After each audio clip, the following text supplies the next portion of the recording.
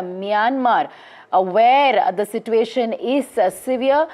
In fact, stay on with us. Let's get you the updates from there as well. A devastating 7.7 magnitude earthquake struck central Myanmar on March 28, causing widespread destruction and a rising death toll. As of now, officials report over 1,700 fatalities, with hundreds still missing.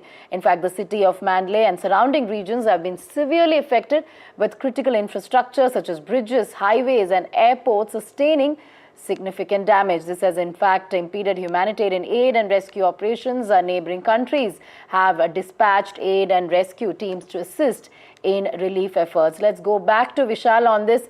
Vishal, damage, destruction and loss of life in Myanmar is certainly concerning.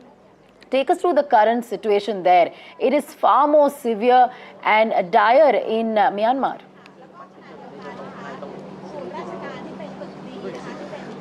Well, that's exactly right. And the fact that Myanmar is one of the poorest nations in Asia complicates the matter even further. People have been trying to trickle in the aid from all across the world, but it's been really difficult because it's a state that is ruled by different factions.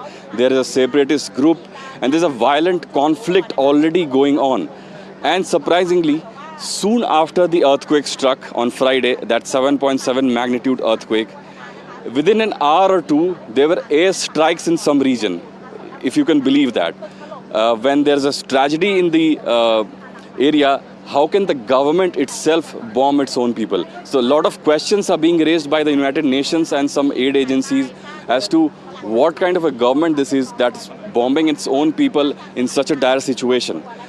On the other hand, there have been aids trickling in. India has sent tons of aid, and at least 200 personnel from Indian Navy to Air Force to Army. This morning, Indian Army personnel was sent to Mandalay and some other places in Myanmar.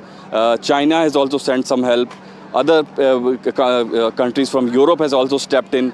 But on the other hand, Myanmar government is bombing its own people. But at the same time, it's also extending its hand that it needs foreign help. So that paints a really apocalyptic picture as to what's exactly happening. The information flowing in is also very scant because it's a military junta government. It doesn't really give out much information. Some people have been spotted digging with their own hands to rescue people. But surprisingly, a lot of people have been rescued from under the rubble. At least 15 to 20 people have been rescued. But it's a really dire situation. There have been images that show total destruction of areas. The second biggest city in Myanmar, Mandalay, has almost been flattened. The historical areas have been flattened. Thousands of people could have been killed. The US Geological Survey Agency says that at least 10,000 deaths could be there in Myanmar.